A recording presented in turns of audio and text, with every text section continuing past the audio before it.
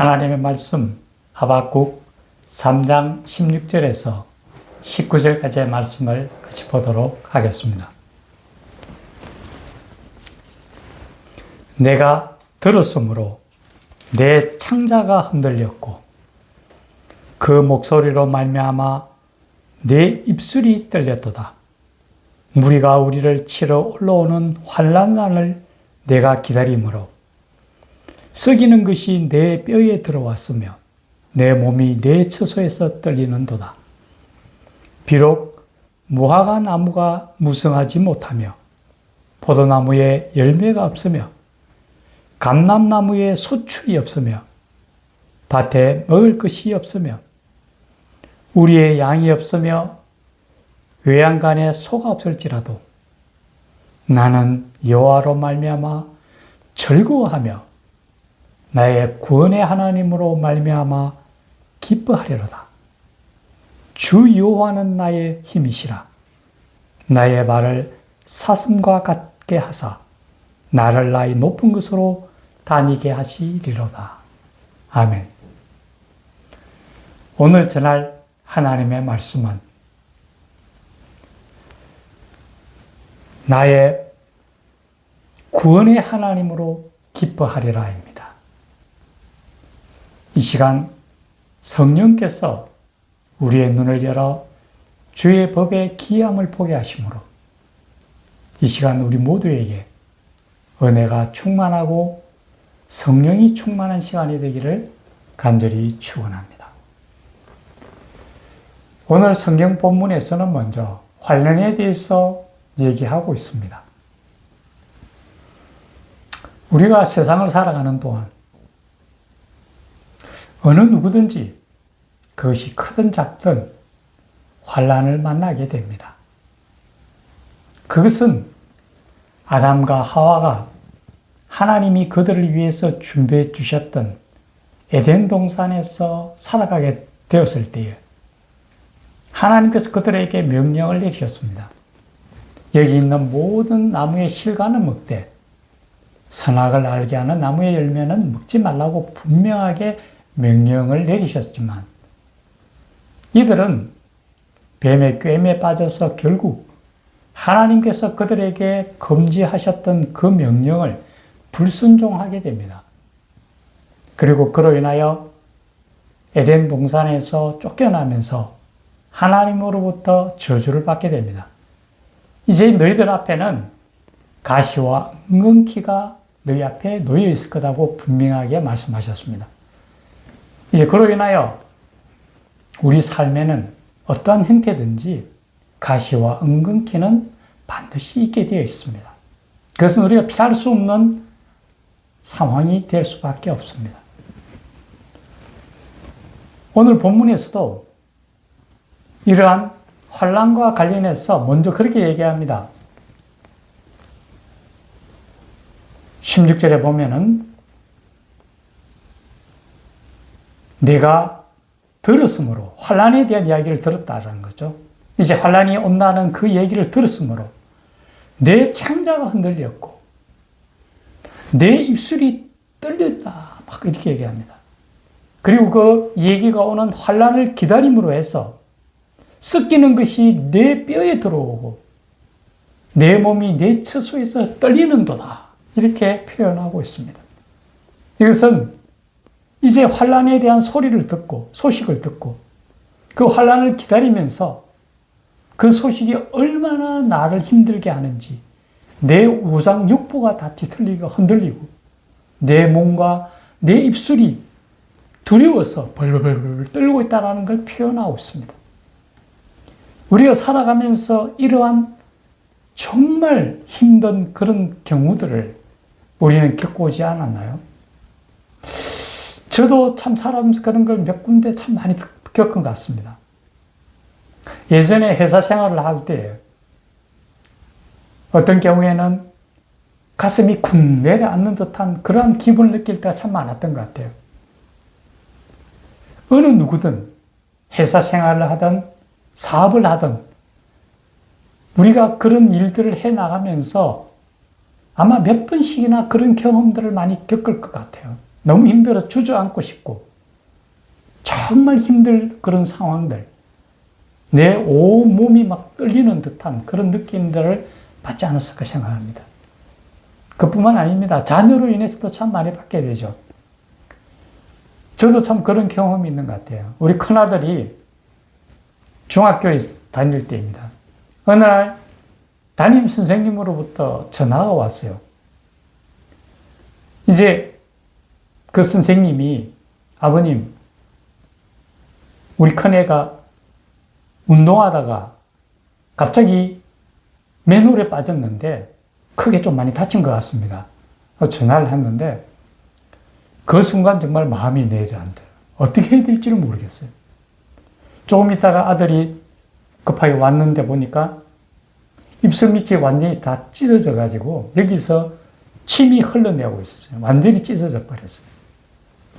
그걸 보는 순간 정말 너무나 힘드는데 빨리 애를 들쳐업고 병원에 가서 그걸 키우는데 몸이 사시나무들도 떨리는 것을 느꼈다라는 거죠. 참 그런 경우가 자녀를 키우고 보면 그럴 때가 있는 것 같아요. 둘째 아들도 마찬가지입니다. 둘째 아들이 군에 가 있었는데 이제 뉴스를 보고 있는데 뉴스에서 제25사단에서 사고가 났는데 그 사고로 인해서 일병이 전사했다 이렇게 나오는 거예요. 우리 아들이 있는 부대였고 그때 아들이 일병이었고 일병이라고 딱 지정을 하는데 순간 주저앉아 버리는, 도저히 이게 몸이 겨눌 수가 없더라고요.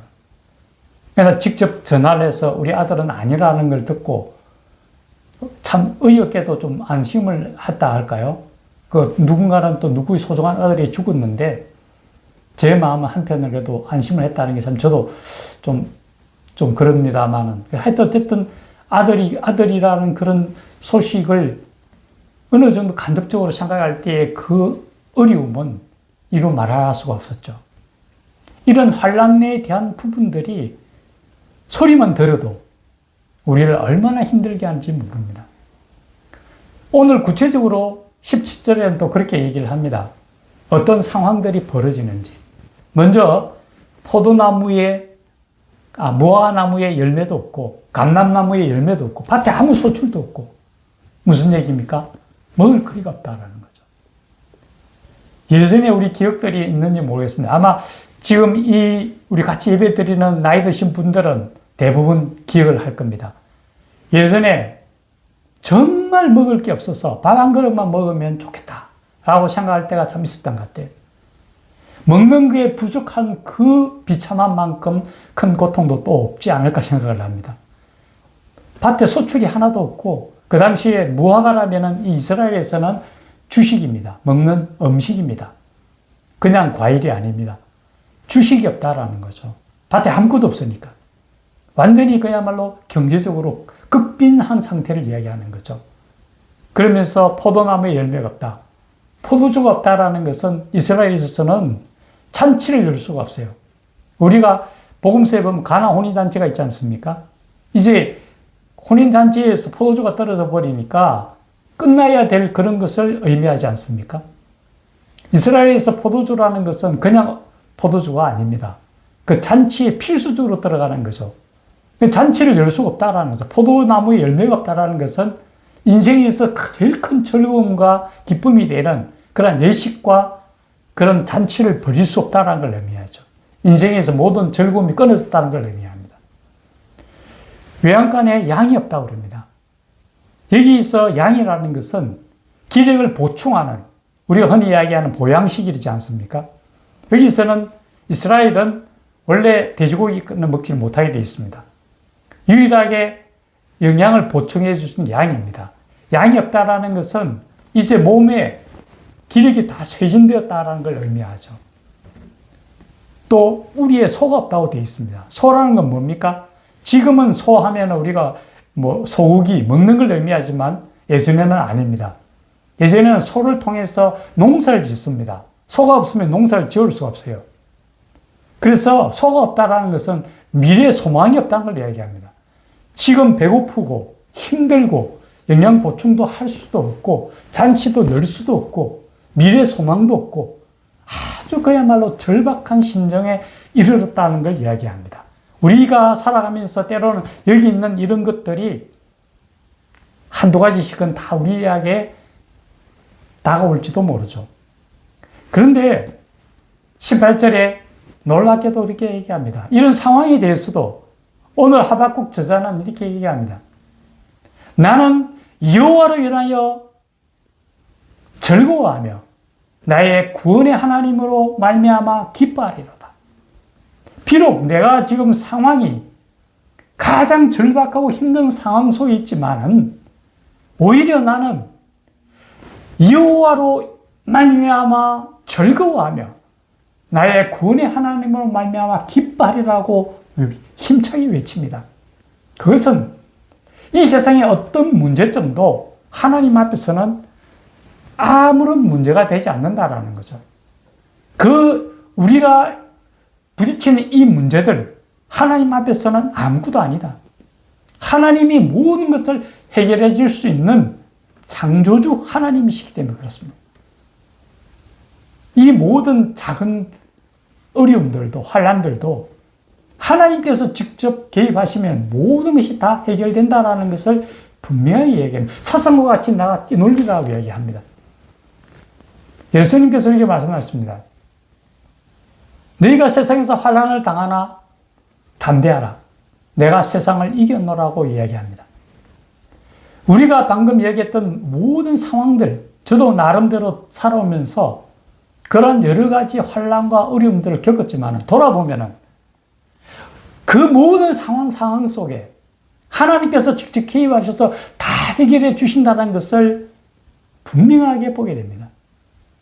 저는 회사에서 결국 나왔지만 지금은 하나님께서 다른 더 좋은 길로 인도해 주셨고 또 하나님의 말씀을 이렇게 증거할 수 있는 기회를 주시기 위해서 하나님께서 그 길을 주셨다고 생각합니다.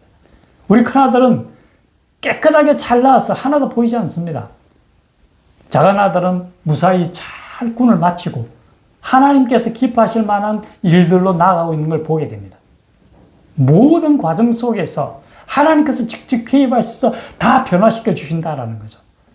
우리가 별로 환난과 공고가 우리 앞에 있다 하더라도 전혀 두려워하는 무서울 필요가 없죠.